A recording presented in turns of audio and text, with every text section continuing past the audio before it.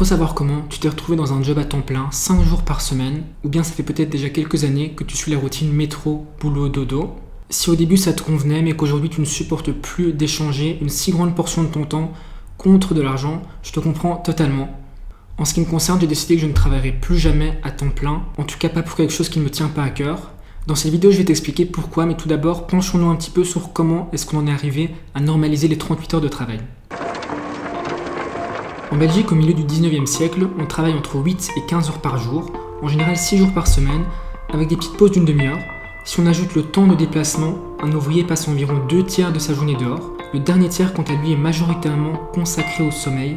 Bien entendu, ce rythme était loin de ne faire que des heureux, mais au cœur de la révolution industrielle, l'idée d'une réduction du temps de travail n'était tout simplement pas envisageable pour les employeurs, sous peine de perdre en production et en profit. Plus de temps libre rimait aussi avec davantage d'occasions de protester ou de remettre en question le système, ce qui n'était pas très apprécié à l'époque. Cette organisation de la durée de travail fut heureusement très contestée et dénoncée pour son manque d'humanité. Fin du 19e siècle, une réflexion fait son apparition, celle du 3x8, 8 heures de travail, 8 heures de repos, 8 heures de loisirs, dans le but de redonner partiellement aux travailleurs le contrôle de leur temps. Ce système a beaucoup de succès et finit par s'établir.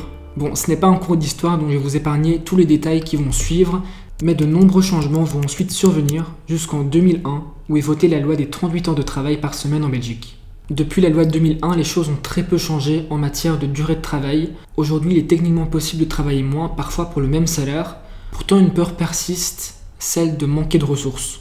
En réalité, derrière la peur de travailler moins se cache aussi la peur de paraître fainéant et donc de perdre en valeur sociale. On travaille plus parce que c'est socialement valorisé, ça envoie une image forte et sérieuse de nous-mêmes, qualités qui ne sont pourtant pas exclusives à ceux qui se tuent à la tâche. La question qui se pose maintenant, c'est à quel prix ?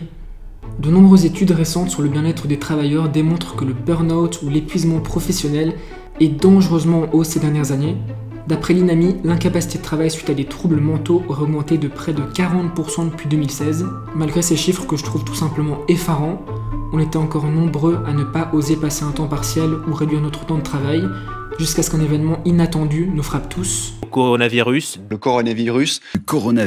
La crise Covid, en plus d'impacter notre santé, a chamboulé les esprits et bousculé les normes. Certains prônent la semaine de 4 jours. 4 jours de travail, un salaire complet. Le principe est testé dans plusieurs communes. Ce que je propose concrètement, c'est une réduction du temps de travail. On avait dit, plus rien ne sera comme avant. On va arrêter de courir dans tous les sens. On a compris qu'avec le coronavirus, il était temps un peu de souffler et d'un peu ralentir le rythme de notre société. Nombreux sont ceux qui ont compris que le salariat ne garantissait pas réellement la sécurité dont ils se vantaient, souvent opposé à l'entrepreneuriat qui est jugé comme une aventure risquée pour les plus courageux d'entre nous. Beaucoup ont alors décidé de tenter le tout pour le tout, ouvrir un business, se mettre à leur compte, monétiser leur passion. Le confinement a permis l'émergence d'une nouvelle vision du travail et de la vie pour beaucoup de personnes. Même après l'allègement des mesures, certaines entreprises ont choisi de maintenir un système de télétravail à raison de plusieurs fois par semaine, réalisant que le travail fourni par les employés et la santé de leur entreprise ne s'en portaient pas moins bien. Ceci étant dit, je ne suis pas en train de te dire de quitter ton job, de jeter à la poubelle le salariat et de te lancer tête baissée dans l'entrepreneuriat qui lui aussi possède ses défauts. Ce que j'essaye de te dire, c'est qu'une semaine de travail ne doit pas forcément s'étendre du lundi au vendredi si ça ne te convient pas. Selon ton secteur, tu pourrais demander à ton patron d'ajuster les horaires ou bien de proposer le télétravail quand c'est possible et tant que ça n'affecte pas tes résultats. Ça te permettrait de gérer ton temps et d'avoir plus de temps libre. À mon sens, retrouver un équilibre plus juste entre ta vie professionnelle et ta vie personnelle ne peut qu'être bénéfique pour ta productivité, même si pour moi travailler moins représente non pas un moyen d'être plus productif au final, mais surtout un moyen de pouvoir me consacrer à d'autres choses qui sont importantes dans ma vie, comme les personnes que j'aime ou mes passions.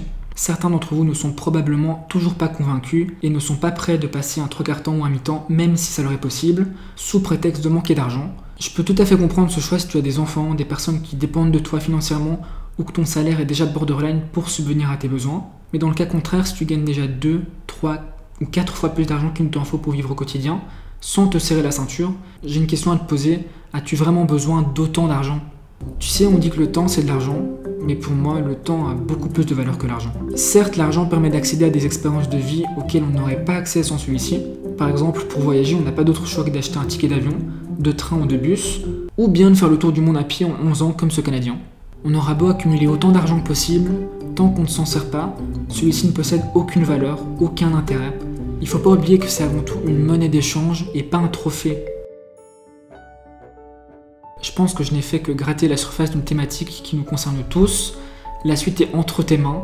Ce que j'aimerais que tu retiennes de cette vidéo, c'est qu'il existe une infinité de façons de vivre ta vie, et ça inclut la façon dont tu souhaites passer ton temps, et la proportion de ce temps que tu veux bien utiliser pour travailler, que ce soit pour un patron ou pour toi-même. Pense à ce qui est important pour toi, et remplis ta vie de plein de choses qui permettront à ton futur toi, sur son lit de mort, de pouvoir regarder en arrière sur sa vie, sur la vie qu'il a vécue, sans regret, avec de la satisfaction. Est-ce que tu le vois repenser à tout ce temps qu'il a passé à travailler, ou bien à tout à fait autre chose?